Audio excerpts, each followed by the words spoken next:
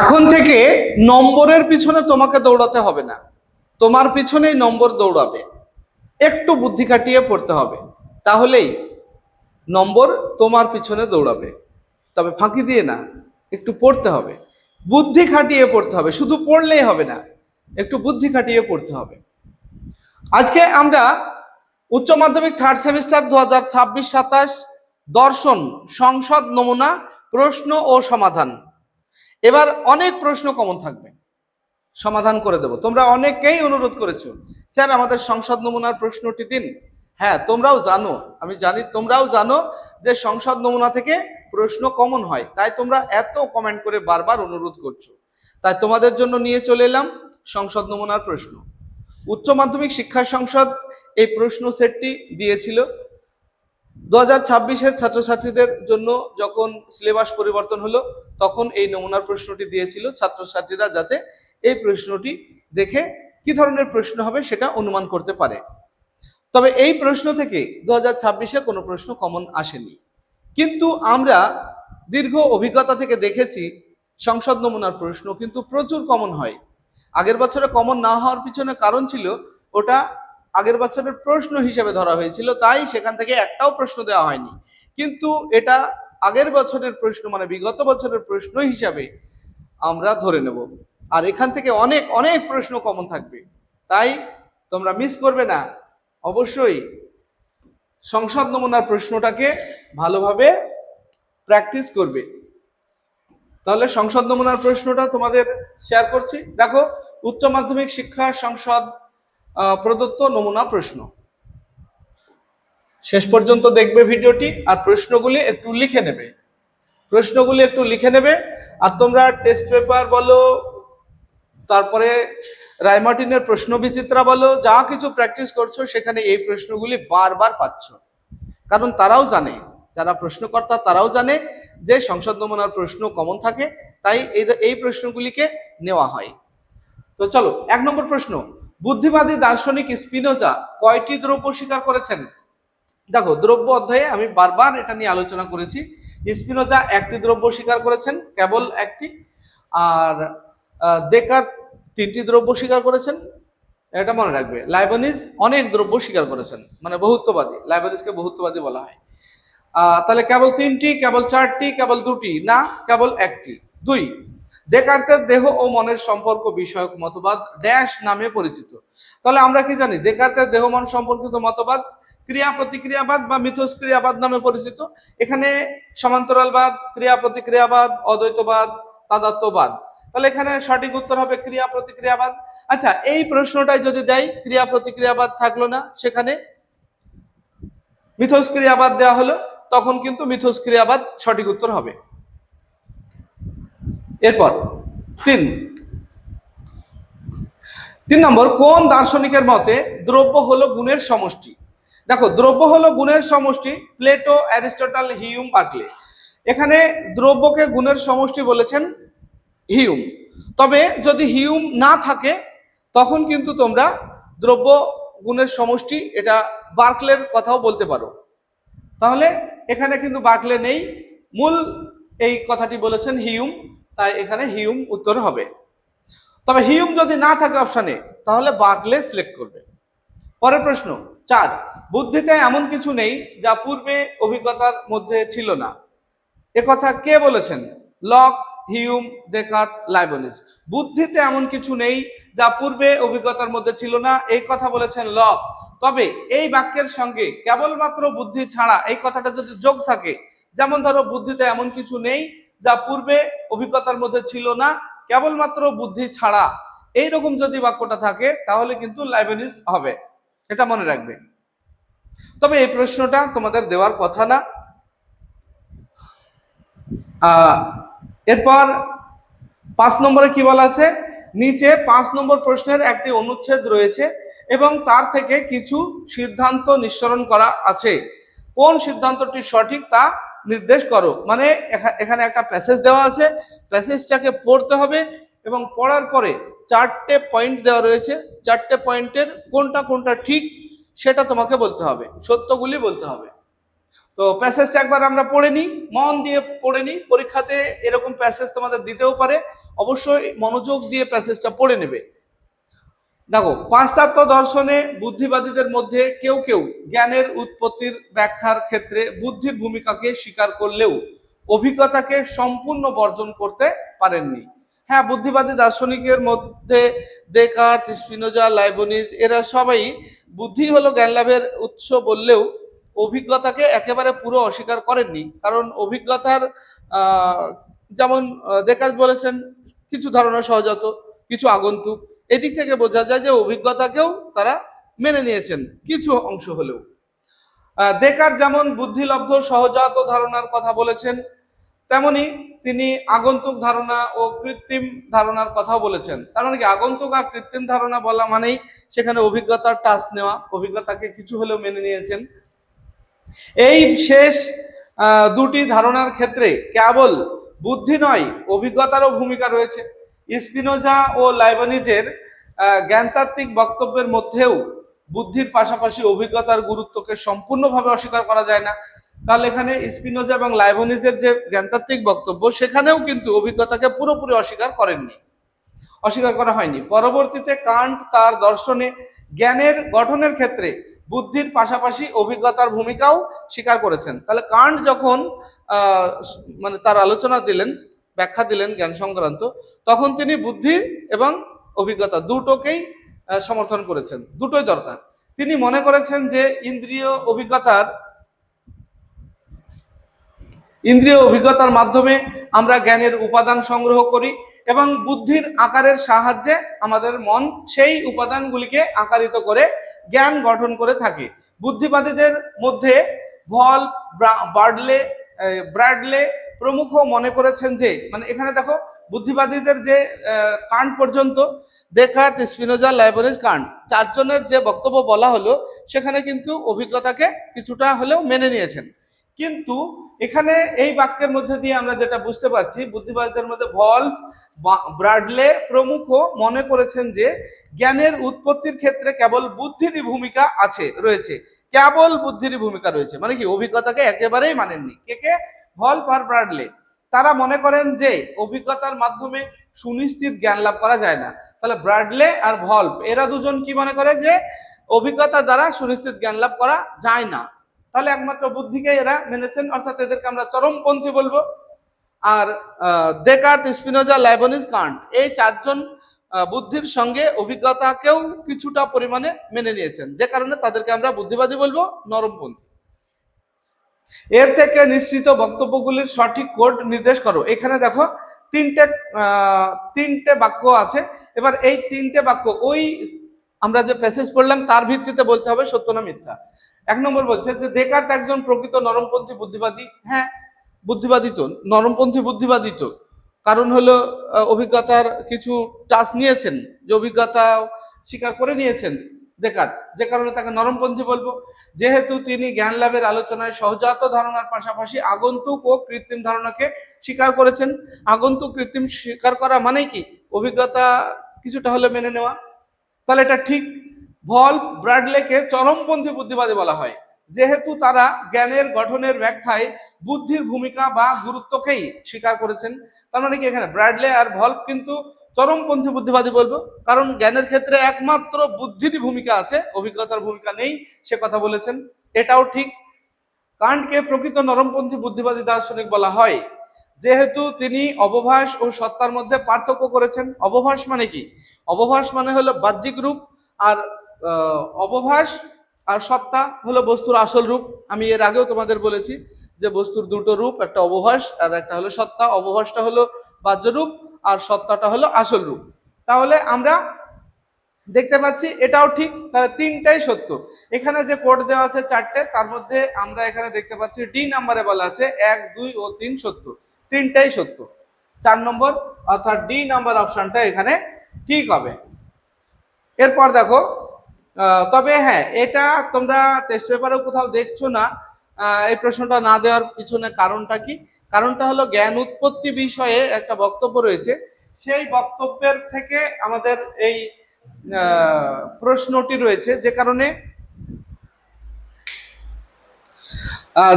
এই প্রশ্নটি আমাদের টেস্ট পেপারে কোথাও নেই, না আসার সম্ভাবনাই বেশি। কারণ আমাদের সিলেবাস বহির্ভূতই বলতে পারি আমরা প্রশ্নটা। এরপর 6 নম্বরে বলছে লাইবনিজ দ্রব্য বা মনাডকে সংজ্ঞায়িত করতে গিয়ে বলেছেন সক্রিয় শক্তি, ভৌতিক শক্তি, মানসিক বস্তু, নিষ্ক্রিয় শক্তি। তাহলে এখানে সঠিক উত্তর কোনটা হবে? সক্রিয় শক্তি।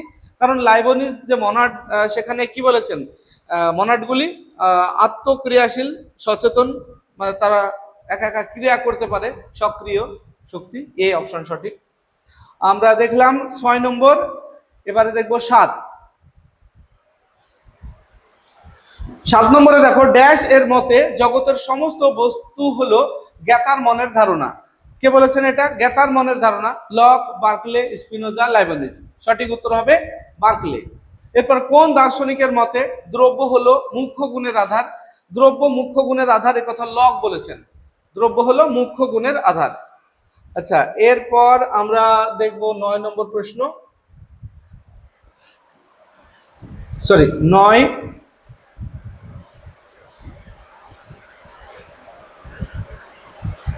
নম্বর দেখো, নিচে একটা স্তম্ভ রয়েছে। এখন স্তম্ভটা আমরা মেলাবো। বাঁদিকে রয়েছে লক, বার্কলে, ডেকার্ট, লাইবনিজ। আর ডান দিকে রয়েছে ক্রিয়া প্রতিক্রিয়াবাদ, পূর্বস্থাপিত শৃঙ্খলাবাদ, দ্রব্য হলো এমন কিছু যা আমি জানি না, আর অহং সর্বস্ববাদ। এখন যদি আমরা এটা ম্যাচ করি তাহলে দ্রব্য হলো এমন কিছু যা আমি জানি না, এটা লকের সঙ্গে ম্যাচ করবে, অর্থাৎ এর সঙ্গে 3। আচ্ছা, এর সঙ্গে 3 একটাতেই আছে, এ অপশানে আছে। তাহলে বাকিগুলিতে দেখো এর সঙ্গে 2, 1 আছে, অতএব এগুলি হবে না। 1 নম্বরটাই সঠিক। এরপর আমরা চলে আসব 10 নম্বর প্রশ্ন। 10 দেখো, কার্য ও কারণের সম্পর্ক বিষয়ে নিয়ত সংযোগ মতবাদের সমর্থক হলেন। নিয়ত সংযোগ, সতত সংযোগ, এটা হিউমের। তাহলে এখানে 3 নম্বরে আছে হিউম, আমরা দেখছি না। 11 ড্যাশ দার্শনিকদের কার্যকারণ সম্পর্কিত মতের নাম প্রসক্তি সম্বন্ধ মতবাদ। তাহলে এই কার্যকারণ সম্পর্কে প্রসক্তি সম্বন্ধ কাদের মতবাদ? যদি বলে বুদ্ধিবাদীদের মতবাদ। আর যদি কার বলে ইউইং বলবে। ব্যক্তি হিসাবে যদি জিজ্ঞাসা করা হয় তাহলে ইউইং, আর যদি কাদের এইভাবে সম্প্রদায় হিসাবে জিজ্ঞাসা করা হয় তাহলে বুদ্ধিবাদীদের। এখানে বি অপশন সঠিক হবে, বুদ্ধিবাদ। 12 কোন দার্শনিক কার্যকারণ সম্বন্ধকে বুদ্ধির আকার বলেছেন? এখানে সঠিক উত্তর হবে হিউম। বুদ্ধির আকার বলেছেন হিউম। এরপর আমরা দেখব 13 নম্বর প্রশ্ন। 13 দেখো, ড্যাশ এর মতে কার্য ও কারণের মধ্যে তথাকথিত অনিবার্যতার ধারণা আসে আমাদের অভ্যাসজাত প্রত্যাশা থেকে।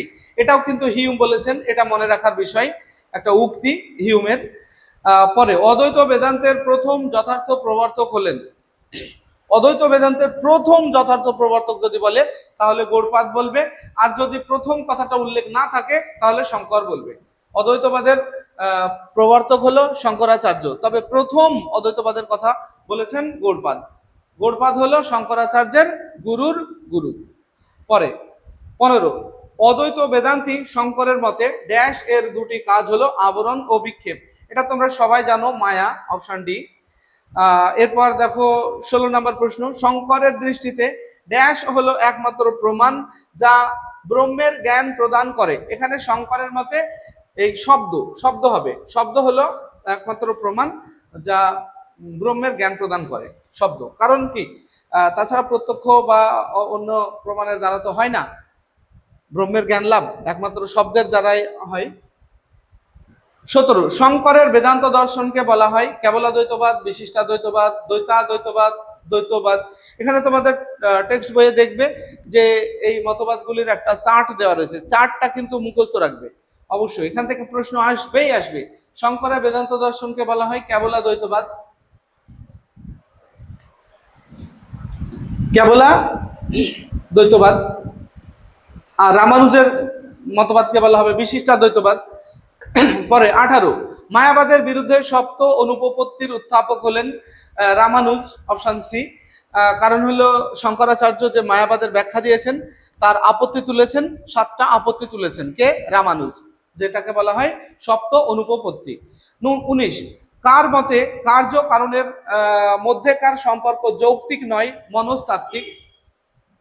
Hume, Ewing, Kant, Russell. কার মতে কার্যকারণের মধ্যেকার সম্পর্ক যৌক্তিক নয়। যৌক্তিক কথাটাও কিন্তু ইউইং বলেছেন, আর যৌক্তিক নয় বলেছেন হিউম। এরপর অদ্বৈত বেদান্ত অনুসারে একমাত্র ড্যাশ এর সত্তাই স্বীকার করা হয়েছে। অদ্বৈত বেদান্তে একমাত্র ব্রহ্মের সত্তা স্বীকার করা হয়েছে, তাহলে অপশন এ। এরপর আমরা দেখব 21 নম্বর প্রশ্ন। আচ্ছা, 21 নম্বর প্রশ্নগুলি দেখলে তোমরা হয়তো একটু ঘাবড়ে যাবে। নৈতিক বিচারের ক্ষেত্রে কান্ট কোন প্রকার নৈতিকতাকে সমর্থন করেছেন? অপশন দেওয়া রয়েছে। সুখবাদীদের মধ্যে সুখের গুণগত পার্থক্য স্বীকার করেছেন। বিভিন্ন সুখের মধ্যে গুণগত পার্থক্য স্বীকার না করার জন্যই এর সুখবাদকে অসংযত সুখবাদ বলা হয়। নিচের 4টি বাক্যের মধ্যে কোনটি সম্পূর্ণ সত্য বলা যায়? এই বাক্যগুলি দেখে তোমরা কি একটু ঘাবড়ে যাচ্ছ, তাই না? মোটামুটি এই যে ড্যাশ আত্মসুখ থেকে পরসুখে যাওয়ার প্রসঙ্গে 4টি বাহ্যিক নিয়ন্ত্রণের কথা বলেছেন। এইসব প্রশ্ন তো আমরা দেখিনি, তাহলে এই প্রশ্ন যদি পরীক্ষায় আসে তাহলে আমরা কি করব, তাই না? এটা মনে হচ্ছে তোমাদের। এখানে দেখো একটা কথা বলে রাখি তোমাদের, প্রথম যখন সিলেবাস পরিবর্তন হয় তখন আমাদের ইউনিট 2 দর্শনের প্রথম অধ্যায় আত্মসুখবাদ একটা অধ্যায় সিলেক্ট করা হয়েছিল, এবং সেই আত্মসুখবাদ থেকে আমাদের প্রশ্ন সংসদ নমুনায় দেওয়া হয়েছিল। পরবর্তীতে আবার কি হলো, সংসদ নমুনা পরিবর্তন হলো না, কিন্তু আমাদের এই অধ্যায়টাই বাদ গেল, এবং তার পরিবর্তে অধ্যায় সিলেক্ট করা হলো আত্মহত্যা ও কৃপা হত্যা। তাহলে এই অধ্যায়ের এই যে প্রশ্নগুলি দেখছো, এই জায়গায় আত্মহত্যা কৃপা হত্যার প্রশ্ন থাকবে। তাই এগুলি নিয়ে মন খারাপ করে কোনো কাজ নেই। এই প্রশ্নগুলি অন্য একটা অধ্যায়ের, যে অধ্যায়ে 27 নম্বর পর্যন্ত আমি তীর মেরে রেখেছি তোমাদের দেখানোর জন্য, এই পর্যন্ত কিন্তু আমাদের সিলেবাস বহির্ভূত, অর্থাৎ এই অধ্যায়টাই বর্তমানে আমাদের নেই। আমাদের যে একটা অধ্যায় নতুন দেওয়া হয়েছে সেটা হলো আত্মহত্যা ও কৃপা হত্যা, সে অধ্যায়ের প্রশ্নগুলি এখানে আসেনি। অতএব 27 পর্যন্ত আত্মহত্যা কৃপা হত্যা প্রশ্ন যুক্ত হবে। তো আমরা পরের প্রশ্নটা দেখে নিই, 28 নম্বর কি আছে। এটা আমাদের আরো দুটো অধ্যায় আছে, পরিবেশ নীতিবিদ্যা আর দেহ মন, আর একটা রয়েছে সমাজ ও রাষ্ট্র দর্শন। তো দেহ মন সমস্যা আমাদের যে সেকেন্ড ইউনিটের প্রথম অধ্যায় আত্মহত্যা ও কৃপা হত্যা আর পরিবেশ নীতিবিদ্যায় দুটো পার্ট থেকে আমাদের 10 মার্কের প্রশ্ন হবে, আর শেষ অধ্যায় সমাজ ও রাষ্ট্র দর্শন থেকে একটা অধ্যায় থেকে 10 মার্কের প্রশ্ন হবে। তো সেই মতো তোমরা রেডি করবে, শুধু সংসদ নমুনা দেখে কোনো কাজ নেই। যে প্রশ্নগুলি আমরা এখন পাচ্ছি এগুলি অবশ্যই ইম্পর্টেন্ট, এগুলি দেখবে। দেখো 28 নম্বর, মানুষ কর্তৃক প্রকৃতির শোষণ আজ এমন একটি পর্যায়ে পৌঁছেছে যে এই অবস্থা বিশ্বের বিভিন্ন দেশকেই ড্যাশ সংকটের মুখোমুখি দাঁড় করিয়ে দিয়েছে। আত্মিক, পরিবেশগত, নৈতিক, বাসস্থানগত। এর সঠিক উত্তর হবে পরিবেশগত, বি। এরপর আমরা দেখব 28 দেখলাম। এরপর 29 নম্বর প্রশ্ন, পরিবেশের অন্তর্গত বিভিন্ন জীবের মধ্যে বৃক্ষ, উদ্ভিদও অন্তর্ভুক্ত। যে পারস্পরিক নির্ভরতার সম্পর্ক তাকেই বলা হয় ড্যাশ ইকোলজি। কি? বাস্তুতন্ত্র, পরিবেশগত নৈতিকতা, গভীর বাস্তুতন্ত্র, অগভীর বাস্তুতন্ত্র। এটা হলো বাস্তুতন্ত্র, এটা হবে বাস্তুতন্ত্র। পরের প্রশ্ন, সমাজবিজ্ঞানী ড্যাশ সমাজের সংজ্ঞায় বলেছেন সমাজ হলো সামাজিক সম্পর্কের জটিল জাল। এই কথা কিন্তু ম্যাকাইভার বলেছেন, ম্যাকাইভার। 31 নম্বর প্রশ্ন, সমাজবিদ্যার ব্যাখ্যা অনুসারে ড্যাশ হলো সমাজের ক্ষুদ্রতম একক। তাহলে এখানে দেখো পরিবার, বিদ্যালয়, উপাসনা গৃহ, বিশ্ববিদ্যালয়, এর মধ্যে পরিবারটা হলো ক্ষুদ্রতম একক। এরপর আমরা দেখব 32 নম্বর প্রশ্ন, সমাজতাত্ত্বিকদের ব্যাখ্যা অনুসারে যখন কোনো জনসমষ্টি তাদের সংঘবদ্ধ জীবনের সার্বিক প্রয়োজন সাধনের উদ্দেশ্যে বিশেষ কয়েকটি প্রয়োজন নয় একত্রে বসবাস করে, তখন সমাজের সেই অংশকে বলা হয়, সে অংশকে সম্প্রদায় বলা হয়। ম্যাকাইভার সম্প্রদায়গত মনোভাবের যে 3টি উপাদানের উল্লেখ করেছেন সেগুলি হলো, 3টি উপাদানের মধ্যে দুটো এখানে দেওয়া আছে, ক নম্বরটা শূন্যস্থানে রাখা আছে। খ হলো নিজ ভূমিকা সম্পর্কে মনোভাব, আর গয়ে বলা আছে নির্ভরতা মনোভাব। তাহলে এখানে যেটা উজ্জ্ব আছে সেটা দেখো আমরা মনোভাব, এই যে বি নাম্বারে আছে আমরা মনোভাব। প্রশ্নগুলি খুবই গুরুত্বপূর্ণ। আমি 21 থেকে 27 বললাম, 21 থেকে 27 প্রশ্নগুলিকে বাদ দেবে, কারণ ওইগুলি আমাদের বর্তমানে সিলেবাস বহির্ভূত। এরপর দেখো 34, মিল তার উপযোগ বাদে প্রবর্তন করেছেন স্বভাব বশেই মানুষের সুখের কামনা, বিভিন্ন সুখের মধ্যে পরিমাণগত প্রভেদের পরিবর্তে গুণগত প্রভেদ শিকার, চার প্রকার বাহ্যিক নিয়ন্ত্রণ শিকার, 4 নম্বরে লক্ষ্য থেকে উপায়ের প্রতি অনুরাগের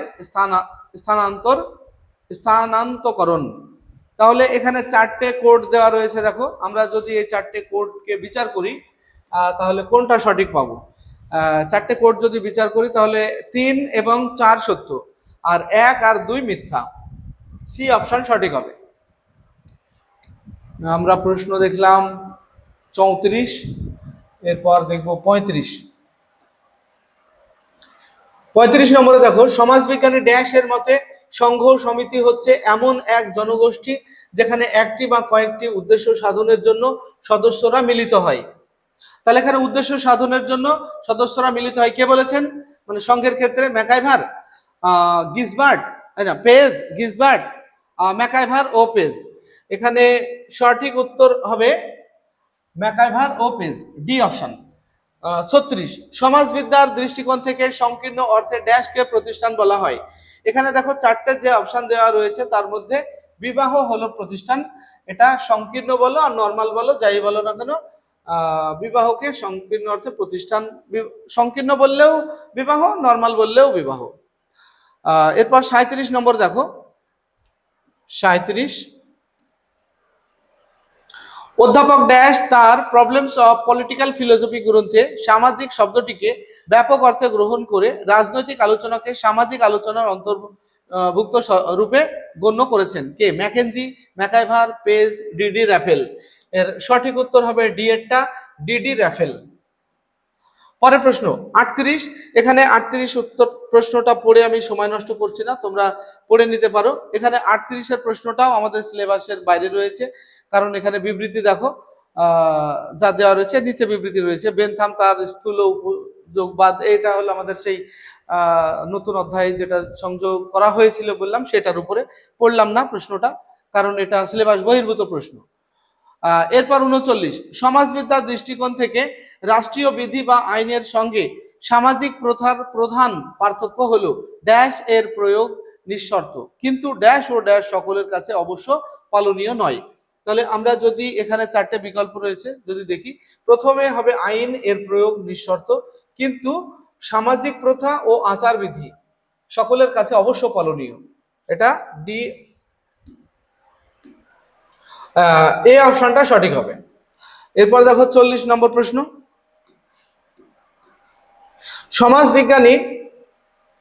সমাজবিজ্ঞানী ড্যাশ এর মতে আমরা সংঘ সমিতিতে জন্মগ্রহণ করি, বসবাস করি, কিন্তু আনুষ্ঠানিক ব্যবস্থা অনুসারে চলি এবং কর্ম করি।